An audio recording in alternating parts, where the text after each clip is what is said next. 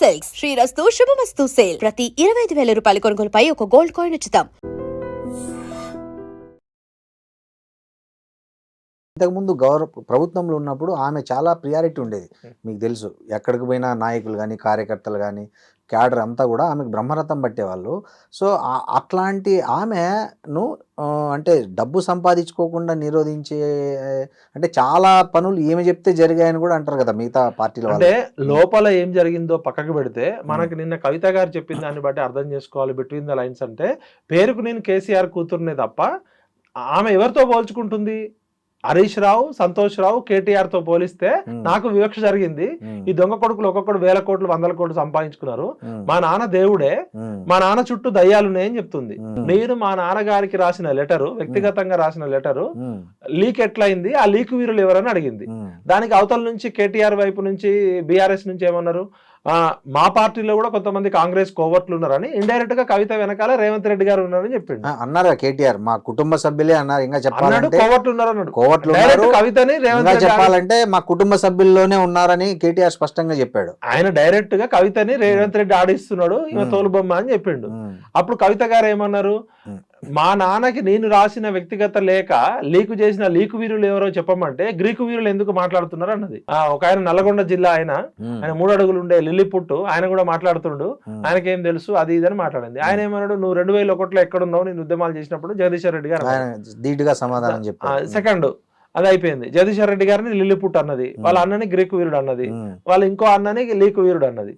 తర్వాత ఏమన్నది, కార్తీక్ రెడ్డి గారిని నువ్వు పెద్దవాళ్ళ మధ్యలో నువ్వెందుకు వస్తున్నావు బాబు, చిన్న బాబు, నువ్వు లాలీపాప్ చీక్కుంటా కూర్చోకుండా పిప్పర్మెంట్ తినే వయసు నీది, నువ్వు పెద్దవాళ్ళ గొడవలోకి రాగానే కార్తీక్ రెడ్డిని అన్నది. ఇది అయిపోయాక వాళ్ళ నాన్నని మాత్రం దేవుడు అన్నది. ఈ దయ్యాల పేర్లు చెప్పలే. సెకండ్ వచ్చేసి లేటెస్ట్ గా ఏమన్నది, లిల్లిపుట్టు 3 అడుగుల లిల్లిపుట్టు అని అవమానించి ఇప్పుడు 6 అడుగుల బుల్లెట్ ఉంది కదా, అండ్ అసలు దొంగ మా దొంగ బావ హరీష్ రావు, ఈ తన్నీరు హరీష్ రావు అనేటోడు పైకి కనపడతాడు ట్రబుల్ షూటరు, లోపల వీడు పెద్ద బబుల్ షూటరు, వీడిని పట్టుకొని తనండి, తన్నీరు హరీష్ రావు అనే మా దొంగ బావని పట్టుకొని తనండి అని చెప్తుంది. మా ఇంకో అన్న రాజ్యసభ సభ్యుడు ఉన్నాడు, గోళీలు అందించే గోళీరావు ఉన్నాడు కదా, ఈయన ఇప్పుడు కేసీఆర్ అనేట ఆయన ఒక మోనార్కు, ఒక కోనార్కు, ఒక సీతయ్య టైపు. ఒకసారి కవిత గారితో నేను మాట్లాడుతూ కవిత గారు చెప్తుండే, మా నాన్న సీతయ్య టైపు, ఎవరి మాట వినరు అన్నది. కొన్ని రోజులు అయినాక సీతయ్య మాట కూడా ఎవరు వినరు అన్న. ఇవాళ కేసీఆర్ అనేట ఆయన తెలంగాణ సమాజంలో ఒక బాహుబలి లాగా 4 కోట్ల మందికి నాయకుడు ఉన్న కేసీఆర్ గారిని ఒక హరీష్ రావు, ఒక సంతోష్ రావు చేతిలో బందీ అయిపోయిందంటే కేసీఆర్ గారు డమ్మీ అయిపోయిందని చెప్తుందా కవిత, లేదా కేసీఆర్ గారికి ఏం తెలియదని చెప్తుందా? కేసీఆర్ ను వాళ్ళు మభ్య పెడుతున్నారు అని చెప్తుంది, వాస్తవాలు తెలియకుండా. అంటే మరి ఇన్ని రోజులు మభ్య పెడితే మభ్య పడేటోడు ఈయనేం నాయకుడు అవుతాడు? ఈయన డమ్మి నాయకుడే కదా. ఇప్పుడు 4 కోట్ల ప్రజలకి ఒక బాహుబలి లాగున్న కేసీఆర్ ఉట్టి పైకి ఏదో మన ఆలీ ఈయనక ఏదో సినిమాలో బెలూన్లు పెట్టుకొని 6 ప్యాక్ కనబడ్డట్టు మా నాన్న డమ్మి, మా నాన్న హరీష్ రావు చేతిలో తోలుబొమ్మ అయిపోయాడు. కేసీఆర్ గారు ఒకళ్ళు చెప్తే వినే టైపా? ఆయన సొంత భార్య చెప్తేనే వినడు. కవిత గారు చెప్పారు, మా నాన్న ఎవరు చెప్పి అయినాడు, ఆయనకు నచ్చింది చేస్తాడు. 6 గంటల తర్వాత మా నాన్న రూమ్ లోకి పోవాలంటేనే మేము భయపడతాం అంటారు. ఇప్పటికి కూడా ఇన్నయ్య గారు చాలా సార్లు చెప్తారు, కేటీఆర్ అయినా, కేసీఆర్ అయినా, హరీష్ అయినా, సంతోష్ అయినా కేసీఆర్ గారు చెప్పింది చేయాల్సిందే తప్ప ఆయనని ఇన్ఫ్లుయెన్స్ చేసే దశలో ఉన్నారని అనుకుంటే, మరి కేసీఆర్ గారు 10 సంవత్సరాలు ముఖ్యమంత్రిగా ఉండి హరీష్ రావు, సంతోష్ రావు పెత్తనం చేసిందంటే ఆమె చెప్పింది ఒక విషయమే. మరి కేసీఆర్ గారిని బందీ చేసి ఇంకా ఎన్ని వేల కోట్ల, ఎన్ని లక్షల కోట్ల స్కాములు చేశారో అవన్నీ బయట పెట్టాలంటున్నా. ఇవాళ సిబిఐ కానీ ఏసీబీ కానీ ఫస్ట్ ఎంక్వైరీ చేయాల్సింది కవిత గారిని. కవిత గారు స్పష్టమైన ఆరోపణలు చేశారు. మా నాన్న మంచోడు, మా నాన్న దేవుడు, మా నాన్న శుద్ధపూస, మా నాన్న వెన్నపూస, మా అన్నకి ఏం తెలియదు, మా అన్నకి హీరోయిన్లను పరిచయం చేసింది సంతోష్ రావు, సమంతాని, రకుల్ ప్రీత్ని, పార్వతి మిల్టన్ని, పాపం మా అన్నకు కూడా ఏం తెలియదు, వీళ్ళిద్దరు చేతిలో బందీ అయిపోయారు, నానా జాగ్రత్త. నిన్న మా సంతోష్ రావు అనేటోడు గ్రీన్ ఛాలెంజ్ పేరుతో మా నాన్న హరితారం పేరుతో 230 కోట్ల మొక్కలు పెట్టి మంచిగా చేయాలనుకుంటే దానిలో కూడా స్కామ్ చేసిండు.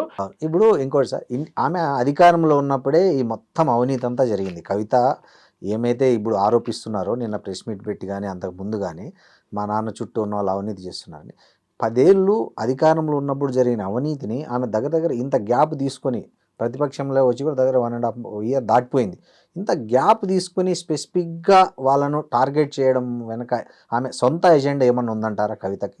ఇప్పుడు మీరు వ్యవసాయ కుటుంబం నుంచి వచ్చారు, నేను వ్యవసాయ కుటుంబం, మేము కూడా వ్యవసాయ కుటుంబం నుంచి వచ్చినాం. మా నాయనమ్మ ఒకసారి చిన్నప్పుడు ఏడుస్తుండే, బర్రె చచ్చినాక పాడి బయటపడుతుందని ఒక నానుడు ఉంది, ఒక సామెత. ఇప్పుడు బర్రె ఉన్నప్పుడు మీ బర్రె ఎన్ని లీటర్లు పాలు ఇస్తుంది అంటే అది 4 లీటర్లు ఇస్తే 2 లీటర్లే అని చెప్తారు. సాయంత్రం 1 లీటర్. అయితే బర్రె చచ్చిపోయాక కూర్చొని ఆయన ఏడుస్తుంటది, ఓ ఈ బర్రె ఎంత మంచి బర్రె, పాడి బర్రె, ఇది పొద్దున 4 లీటర్లు సాయంత్రం 4 లీటర్లు ఇచ్చేదని ఏడుస్తుంది. ఎప్పుడైనా రాజకీయ పార్టీలలో అధికారం ఉన్నప్పుడు బయటకి రావు, అధికారం కోల్పోయినాక ఈ పాపపు సొమ్ము తినేయన్ని, అది పాపపు సొమ్ము తిన్నోళ్ళకి ఉండే స్వభావము. ఇప్పుడు నరం మీద పుండుంది అనుకో, అది సలసలసలకు ఆగుతుంటది. నరం మీద పుండున్న మనిషి ఒక దగ్గర కూర్చోలేడు. కవిత గారికి తెలంగాణ సమాజం ఇప్పటికైనా కృతజ్ఞత చెప్పాలి. ఆమె చాలా విచిత్రమైన విషయాలు చెప్పింది. నవీన్ రావు అనే ఒక ఎమ్మెల్సీ, వాడు మొత్తం తెలంగాణ హైదరాబాద్ చుట్టూన్న భూములు మింగిన భూబకాసుడు అని చెప్పింది. భూములు మింగిన భూబకాసురులు ఉన్నారు, గుట్టలు మింగిన గుండాగాలు ఉన్నారు, కొండలు మింగిన ఆనకొండలు ఉన్నారు, గ్రానైట్ గుట్టలు మింగిన వాళ్ళు ఉన్నారు, కరీంనగర్ గుట్టలు మింగిన వాళ్ళు ఉన్నారు, సింగరేణి బొగ్గురు మింగిన వాళ్ళు ఉన్నారు. ఆమె ఒక నవీన్ రావు పేరు చెప్పింది. పోచంపల్లి శ్రీనివాసరెడ్డి అనే ఎమ్మెల్సీ 100 కోట్ల 1000 కోట్ల విల్లాలు కట్టుకుంటున్నాడు, తినడానికి గతి లేని ఒక మధ్యతరగతి కుటుంబం నుంచి వచ్చినోడు ఇలా శ్రీమంతుడు అయిపోయాడు, ఆగర్భ శ్రీమంతుడు. ఎక్కడో మెగా శ్రీనివాసరెడ్డితో కలిసి మోకిల్లాలో 750 కోట్ల విల్లాలు చేస్తున్నాడని చెప్పాలా.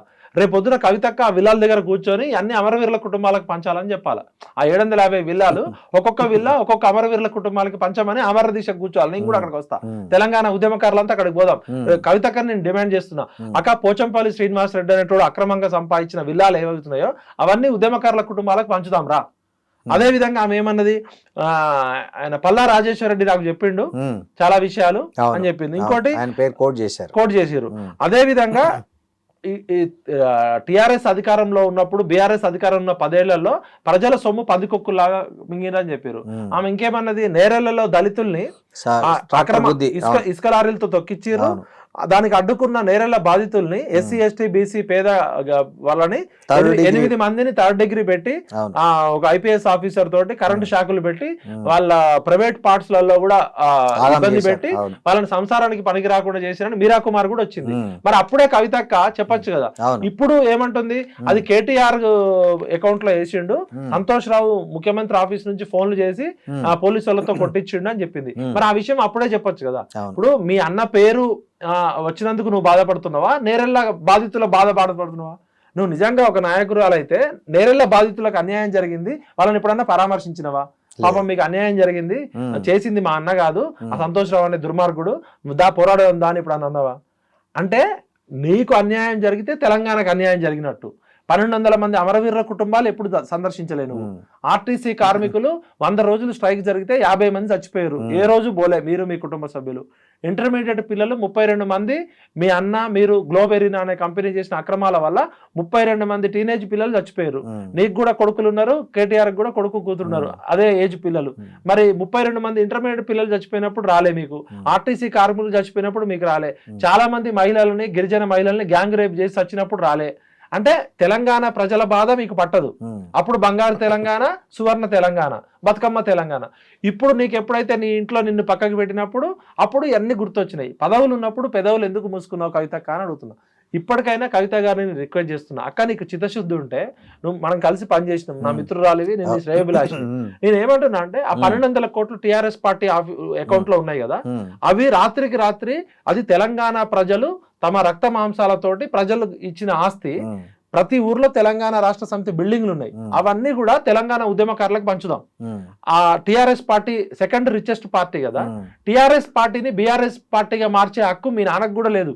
అది ప్రజల త్యాగాల నుంచి, తెలంగాణ ప్రజల ఆకాంక్షల నుంచి, 60 సంవత్సరాల సుదీర్ఘ పోరాటం నుంచి వచ్చిన పార్టీ. టిఆర్ఎస్ పార్టీకి ఓనర్లు తెలంగాణ ప్రజలు. అది ఒక కేసీఆర్ పేపర్ మీద కేసీఆర్ పెట్టుండొచ్చు కానీ దానిలో మా జీవితం కోల్పోయినాం, మా ప్రాణాలు కోల్పోయినాం. కాబట్టి కవితక్క నేను స్పష్టంగా సూటిగా అడుగుతున్నా, నువ్వు రేపు ఇందిరా పార్క్ దగ్గర దీక్ష చేపట్టు, టిఆర్ఎస్ పార్టీని బీఆర్ఎస్ పార్టీగా మార్చి ఆ 1500 కోట్ల రూపాయలు ఉద్యమకారుల కుటుంబాలకి, అమరవీరుల కుటుంబాలకి, నిరుద్యోగులకి పంచుదామని పెట్టు.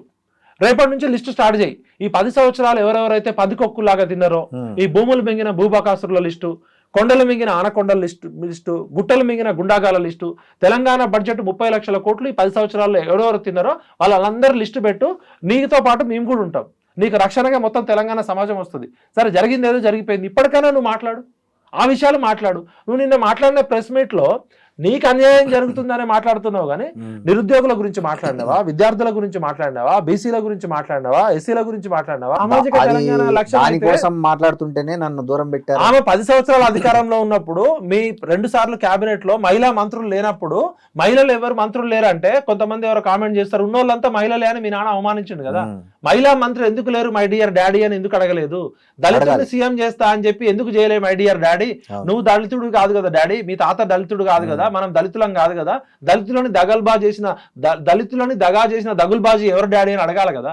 నా ముఖ్యమంత్రి, మంత్రులు, అల్లుళ్ళు, చుట్టాలు మొత్తం ఈ కల్వకుంట్ల కుటుంబం మొత్తం దోచుకొని తింటున్నప్పుడు ఇది పద్ధతి కాదు డాడీ అని అడిగినావు ఎప్పుడన్నా? ఇంకోటి విఠల్ అంటే నీకు ఇబ్బంది అయినప్పుడు తెలంగాణ మొత్తం గాయగత్తర కావాలి, తెలంగాణ అగ్గిలేవాలి. మీరు సంతోషంగా ఇప్పుడు బంగారు తెలంగాణ పేరుతో హరీష్ రావు ఇంట్లో బంగారం ఉంది, మరి ఆ విషయం ముందే చెప్పొచ్చు కదా. మా నాన్న మంచోడు, మా అన్న మంచోడు, ఈ హరీష్ రావు అనే 6 అడుగుల బుల్లెట్ వీడు దొంగ, మా దొంగ బావ తన్నీరు హరీష్ రావు అనేటువంటి పట్టుకొని తన్నాలని ఎందుకు చెప్పలే అప్పుడే? మా సంతోష్ రావు అనేటోడు నల్లికుట్లోడు, వీడు ఏం మాట్లాడాడు కానీ వాడు హ్యాపీగా ఉండడం కోసం ప్రపంచంలో ఉన్న అన్ని దేశాల్లో ఆస్తులు కాపాడుకున్నాడు ఎందుకు చెప్పలే? అంటే ప్రజలు అప్పుడే చెప్తే నీకు నమ్మేటోళ్ళు కదా.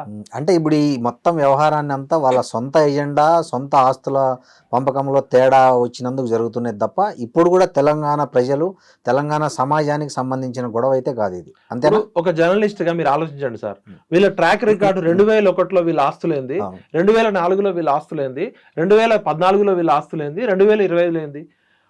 బతకడానికి బ్యూటీ పార్లర్లు పెట్టుకున్న వాళ్ళకి బుర్జ్ ఖలీఫాలో బిల్డింగ్లు ఎట్లా వచ్చినాయి?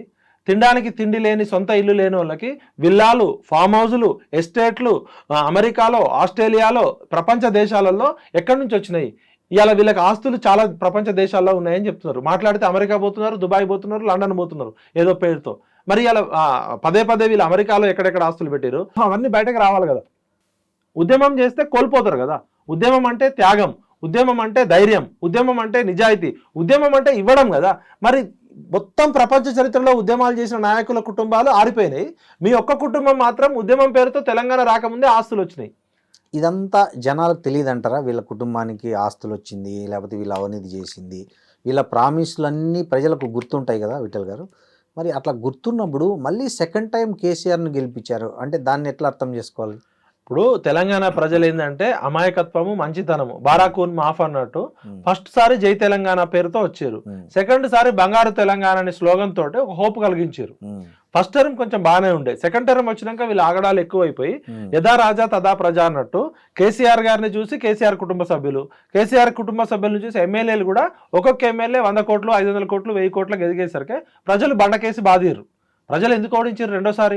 కాంగ్రెస్ మోసపూరిత వాగ్దానాలు నమ్మి ప్రజలు ఓడించారనేది బీఆర్ఎస్ వాదం. ఇప్పుడు ఆడలేక మధ్యలో ఓడన్నట్టు, నువ్వు చక్కగా లేక అద్దం బలగొట్టినట్టు, నీ ముఖం బాగాలేక అద్దం పగలకొన్నట్టు నువ్వు కుటుంబ పాలన చేసినావు, నువ్వు కుట్రలు చేసినావు, ప్రశ్నించే గొంతుల్ని అణిచేసినావు, స్వేచ్ఛ లేకుండా చేసినావు, స్వాతంత్రం లేకుండా చేసినావు, మాట్లాడితే కేసులు పెట్టినావు, ఈ నియంతృత్వ ధర్నా చౌకులో ధర్నాలు లేకుండా చేసినావు, జర్నలిస్టులు ఎవరైనా మాట్లాడితే కేసులు పెట్టినావు. అందుకనే కదా నీకు ఇలా ఇప్పుడు ఒక తెలంగాణ బాహుబలి లాగా ఉన్న కేసీఆర్ ఫామ్ హౌస్ లో పోయి బిచ్చల దేవుడు లాగా ఫామ్ హౌస్ కి ఎందుకు బందీ అయ్యిండు? ఇలా ఎందుకు బయటకు రాలేకపోతున్నాడు? కన్న కూతురుని, కన్న కొడుకుని, సొంత మేనల్లుడిని, సడ్డకుడు కొడుకుని కూడా కంట్రోల్ చేయలేని కేసీఆర్ ఏ విధంగా నాయకుడు అవుతాడు? ఉత్తరప్రదేశ్ లో ఉన్న వాళ్ళకి, పంజాబ్ లో ఉన్న వాళ్ళకి పోయి ఫ్లైట్లు, విమానాలు వేసుకొని పోయి ఇంకా తెలంగాణ రాష్ట్రాన్ని దోచుకుని సరిపోక భారత రాష్ట్ర సమితిని పెట్టుకొని అన్ని రాష్ట్రాలకు వీళ్ళు డబ్బులు పంపించారు కదా. భారతదేశంలో ఉన్న అన్ని ఎంపీ సీట్లకి ఫండింగ్ చేస్తా అని కేసీఆర్ గారు మన రాజ్దీప్ సర్దేశాయ్తో చెప్పిండు కదా. అంటే అంత డబ్బు ఎక్కడి నుంచి వచ్చింది? వీళ్ళు ఏమన్నా ఎలాన్ మాస్కులా, ఇన్ఫోసిస్ నారాయణమూర్తిలా సాఫ్ట్వేర్లు కనిపెట్టిరా, రాకెట్లు కనిపెట్టిరా? తెలంగాణ ప్రజల్ని పీల్చి పిప్పి పిండి చేసిన కాలకేయ కుటుంబం వీళ్ళందరినీ తిహార్ జైల్లో పెట్టి వీళ్ళ ఆస్తులన్నీ జప్తు చేయాలి. And don't forget to subscribe to iDream. And for more videos, please subscribe to iDream. Please subscribe to iDream. Please subscribe iDream. And please subscribe to iDream. For more videos, subscribe to iDream. please like, share and subscribe to the channel. Congratulations iDream. subscribe to iDream. Subscribe to iDream. So subscribe to iDream Media. iDream ki iDream team andarki huge congratulations. Please subscribe iDream Media. Please subscribe to iDream. Subscribe iDream. Please subscribe to iDream.